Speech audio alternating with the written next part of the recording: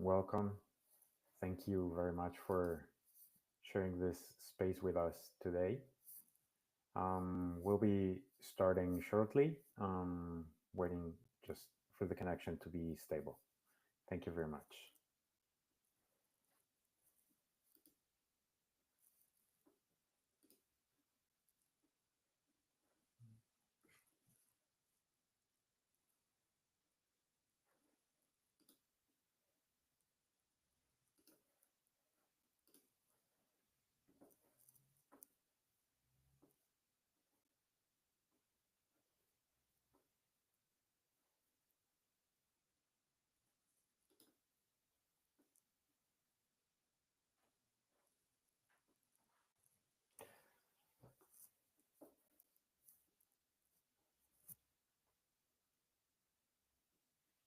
Very good.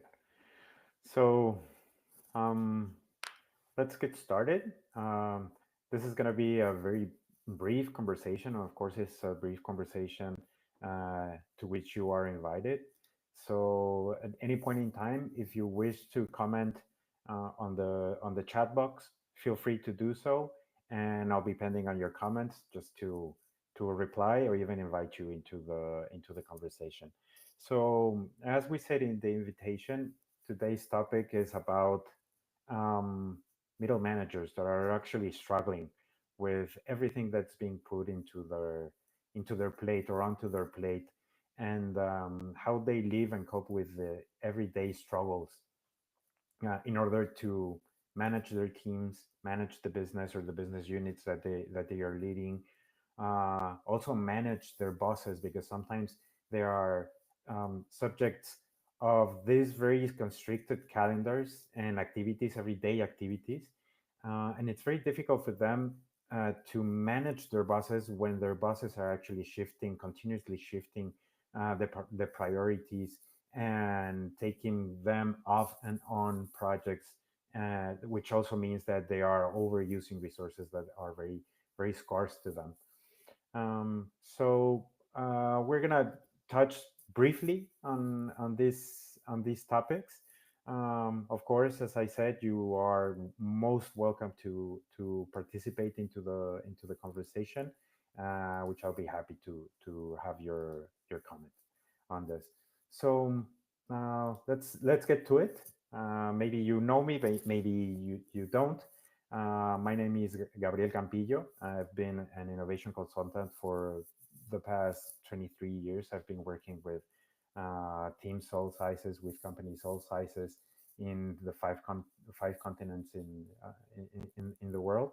And I'm here to share with you what I've been learning throughout these 23 years working with managers, middle managers, and companies all sizes. It doesn't matter whether it's government, NGOs, for-profit companies, etc., etc. So there's a lot to be shared here, and I hope it'll be of good use to you.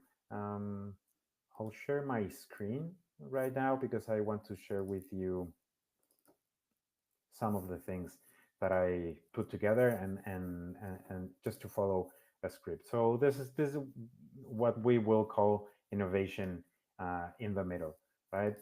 For the next 40 minutes, 45 minutes. If it's shorter, good. If it's longer, good. This is the first live that I'm doing here in LinkedIn. So consider this and consider yourselves part of the first experiment that I'm doing here in LinkedIn. So welcome and thank you very much for being here. So this is what we'll cover. We'll cover a little bit something about the events that are happening in the day to day that are actually running over us and over our teams. What are the engines in companies that are driving, boosting, or even blocking or moving forward with the completion of our objectives? And then a little bit more about vision over capabilities and the three takeaways that I want to share with you by the end of the lecture. As I said, I've worked with most of the biggest companies in the world. I've been doing this since 2001, almost 24 years now. These are some of the companies. But I started shifting my focus on how do I work with innovation um, from helping teams being more creative into how do you actually shift team culture towards executing and getting to their best performance. So instead of just focusing on creativity and just focusing on processes and just focusing on businesses, I'm now focusing on how to use people, their culture, their beliefs, and their habits, their everyday habits, and using this to boost their inner culture, not just not the company culture as a whole, but the team culture to drive innovation. Okay, so I'm going to talk about a little bit into the events that are running over us in our everyday lives.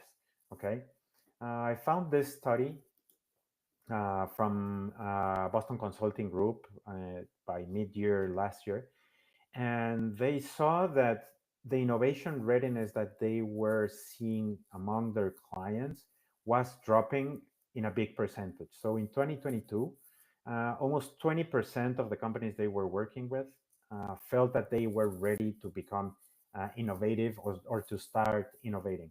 But by June 2024, what they found is that this 20% had dropped 2 3%. So this means that only 3% of the companies that they were monitoring at that point in time felt ready to innovate. So is it this is it a matter of prioritization? Is it a matter of culture? Is it a matter of business portfolio, etc., etc.? So we need to be very mindful about the gap that we're seeing and the drop in the readiness of in the percentage of the companies that feel ready to innovate.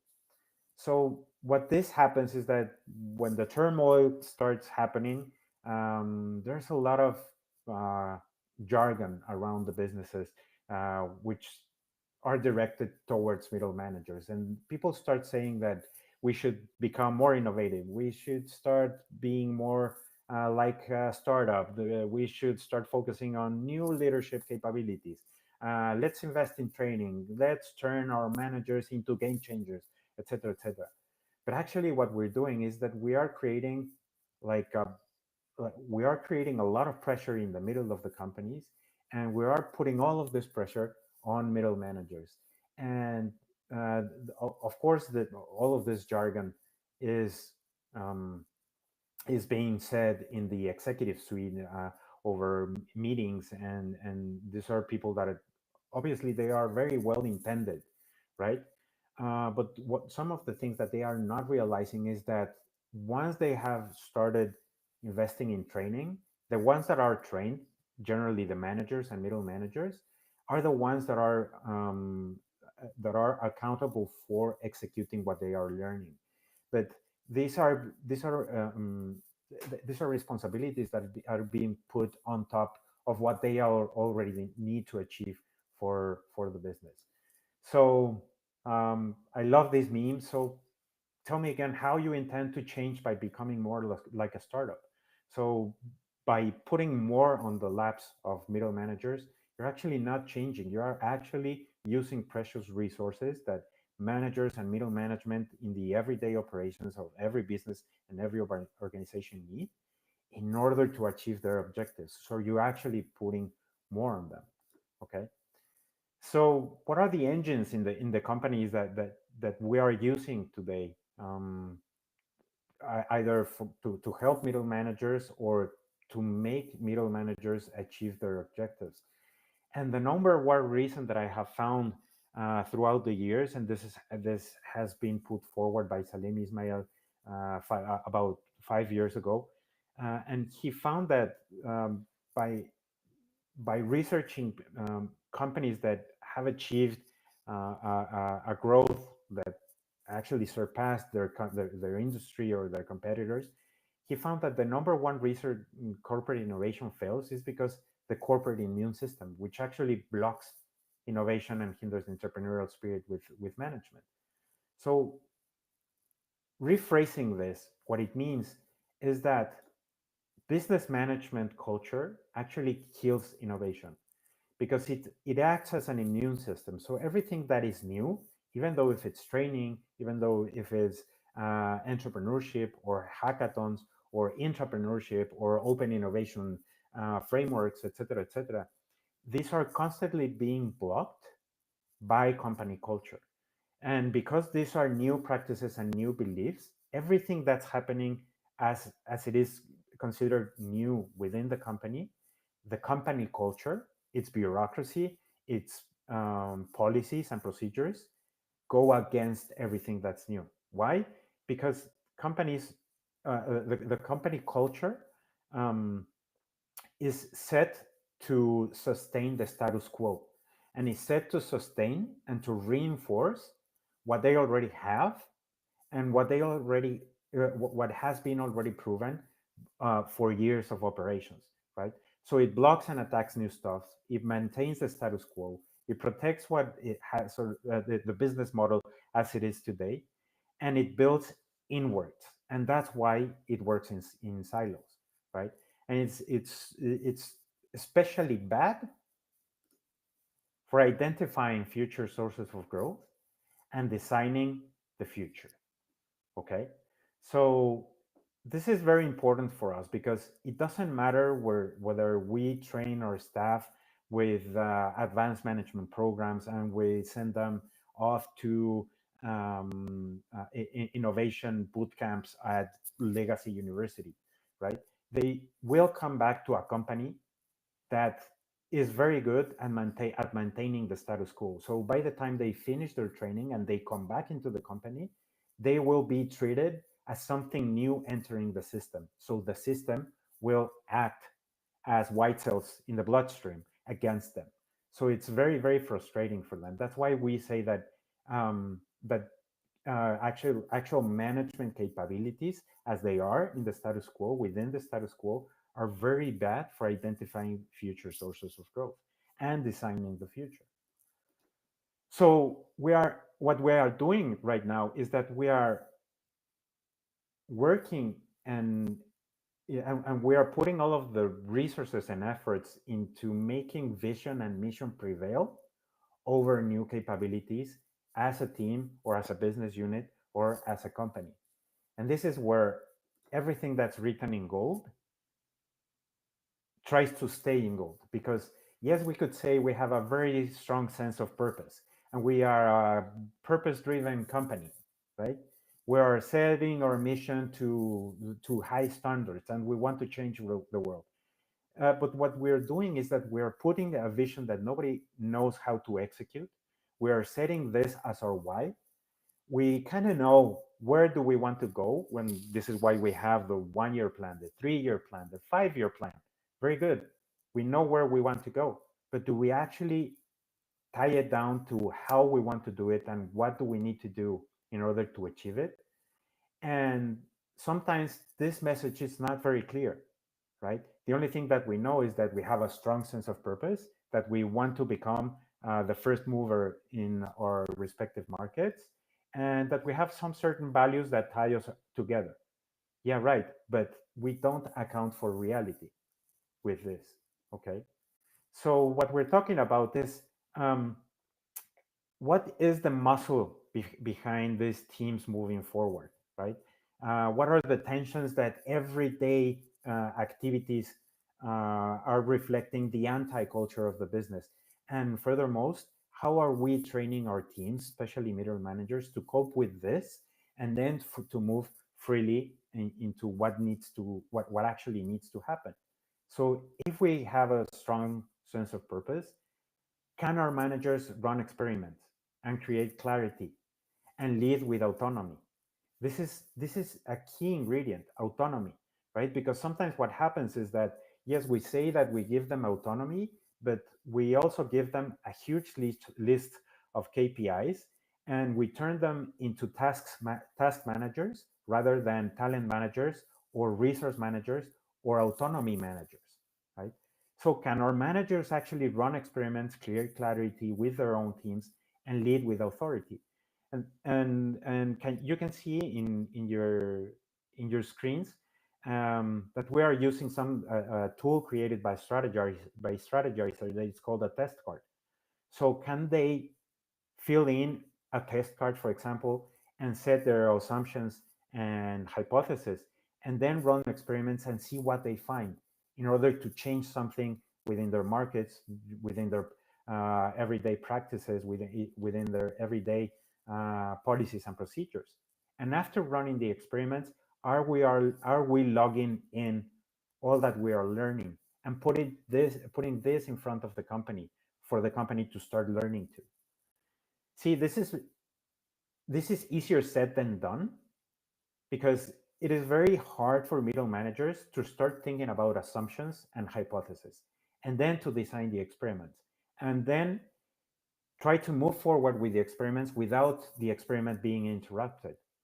And if we say we actually managed to finish an experiment, are we actually logging in all of what we found and what we learned as a team, and putting this in front of the company to start putting lineage, to start shedding light into the company, to start going against a culture that it might not be helping us reaching our objectives, right?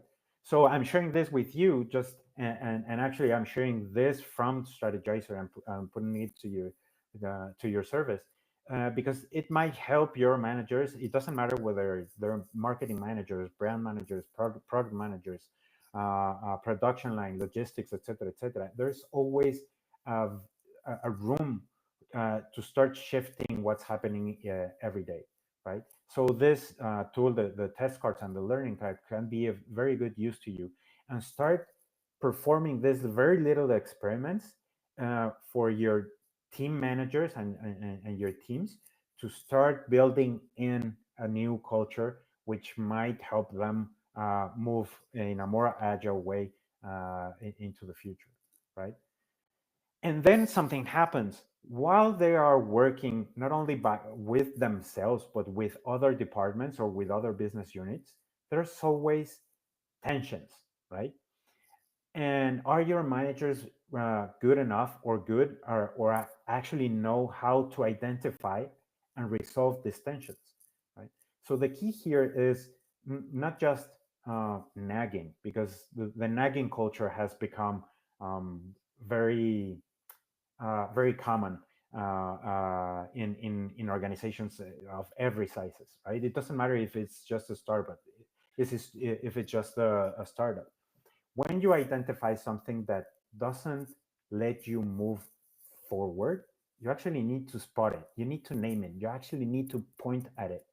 You need to observe the team as a team manager, right? Where are the team members clashing, or where are the tensions being generated? I remember when I started a managing partner role a few years back. I started seeing that the team from operations, from everyday operations, started clashing very strongly with the marketing and communications team. And one of the first things that I did is that um, I called in for the operations manager with the marketing manager, and I asked them just to have an open conversation of any tension that they were having. They spotted three tensions. The first one was the communication that they were issuing to new participants in our acceleration programs, how this communication was moving freely through the team members of the company that I was working with, and second, who was in charge of what. So I decided to give them the option of identifying, spotting, and defining the problem of just one tension. So instead of trying to resolve all of three tensions, I asked them to pick the one that was the most painful, right? So they actually defined the problem. And I need to stress this, because I asked them to define the problem. I didn't I I didn't had any part in this, either just being a facilitator of the whole process, because this was a new process that was being introduced to the both of them, right? So I asked them to define the problem. I asked them to observe the problem, and I asked them to spot the problem. Okay, because I was relying on them to actually solve the problem. So when they actually get to define the problem and define the tension that they were living through, I asked them to ideate new behaviors. So just generate like 3 ideas, 4 ideas in which they could see this tension being resolved for the next couple of weeks. This is very, very interesting because I didn't just ask for them to identify, define a problem, but ask them to execute the idea that they selected for the next 2 weeks. And after the next 2 weeks, then that was the time when we come back together, the three of us, and see what we have learned using the test card and the learning card. And we actually got to a very good point of resolution. It didn't get resolved at 100%, but at least we had advanced the resolution of this tension by 70%. And what we learned helped us with a new idea generation and then continue the experiment for the next 2 weeks. So in all, this experiment lasted for 1 month, but we actually managed to create a very a very fluid workflow to manage all our communication tensions within the team and with the users of the program, right? So what I'm asking of you is, as a middle manager, to become a facilitation-based leader to execute, support, and break patterns within. And the two tools that I just shared with you are very good um, are a very good tool or a very good methodology that you can start implementing by yourself or with your teams in meetings that should last no more than 15 minutes, right? So and this is super easy. So as a takeaway, fill in a test card, copy it from the screen, or search for it in Google. It's very famous, and follow this workflow. Spot the tension, name it, or spot the top 5 tensions. Observe the team, how they interact together. Help them and facilitate a very brief discussion to define the problem. Ideate, create some ideas in which a new behavior can be seen, and set a period of time with this new experiment, and then document the outcome, right? And this is very easy for you and your team to start behaving in new ways that might have been preventing you to start reaching your objectives.